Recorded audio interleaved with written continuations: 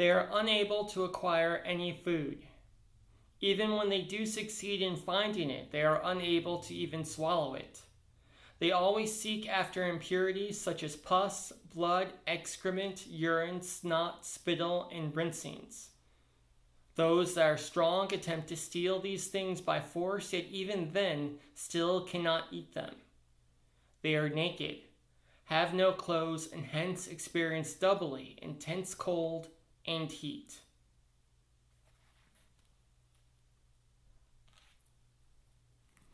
That was a passage from Nagarjuna's treatise on the 10 Bodhisattva grounds. I highly recommend you read it. And in that treatise, Nagarjuna is discussing the fate of the hungry ghost. A hungry ghost is an individual that in his human life experienced great greed, great desire. He stole, taking things that were not his. He lied and said untrue things, again, to gain things that didn't necessarily belong to him, things he was not deserving of. As a result, all of that negative karma caused him to be reborn into the realm of the hungry ghost, an individual who is always hungry but never full, an individual who is always lusting after things that only increase his suffering. Now, we can take the teaching of the hungry ghost as a literal thing that happens upon our death and rebirth, or we can understand it as a metaphor for our own mental and spiritual state. But the important question we have to ask ourselves is, how do we avoid the fate of a hungry ghost?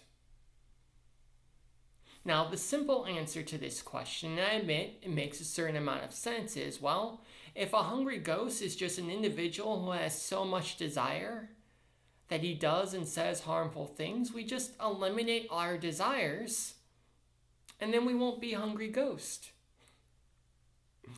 And while that might make sense on the surface, there's a problem. If we eliminate all of our desires, it won't be very long until we eliminate our lives. After all, how can we live if we don't have a desire to eat when we're hungry? A desire to sleep when we're tired? And if we're not alive, we can't practice the Dharma. And if we can't practice the Dharma, we can't realize enlightenment. So simply eliminating our desires isn't the answer. That said, there is another way. I often use the analogy of carrying rocks in a book bag. If you're walking with your book bag and it's filled with rocks and it's too heavy and you're shaking under the load, sweat dripping down your brow, the logical thing to do is to simply start taking rocks out of the book bag. Lighten your load until it's easier to carry. Now, in this case, each rock represents one of our desires. And if we're feeling angry, frustrated, scared, it's quite possible that we simply have too many rocks, too many desires in our book bag. So we should eliminate a few, either because they're unnecessary or because we are lusting after things that are unhealthy for us, in the same way that the hungry ghost lust after piss and vomit and rinsings, etc. Now, in addition to eliminating desires that are unnecessary or unhealthy, it can also be useful to shrink our desires so that they match our current circumstances. You see, suffering is not caused by desire per se. Rather, suffering is caused by a gap between the way we think the world should be and the way the world actually is. In other words, if our desires don't match our circumstances, that gap between our desires and reality matches up with our level of suffering. So if we learn to desire the things we already have, the suffering will disappear. In this moment, I desire to wear blue robes. In a couple of hours, I will desire to wear pajamas when I go to bed.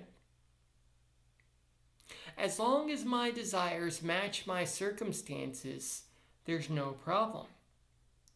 But if I'm wearing blue robes in this moment and I desire to be wearing Versace instead, now we have a problem.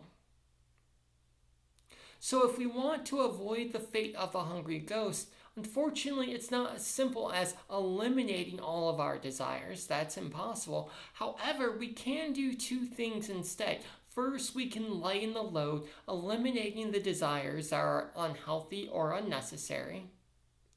Also, we can formulate our desires purposely, shaping them to our current circumstances, learning to be content with the things we already have. If we do these things, we will not be reborn in the realm of hungry ghost in this life or in the next. Amitabha.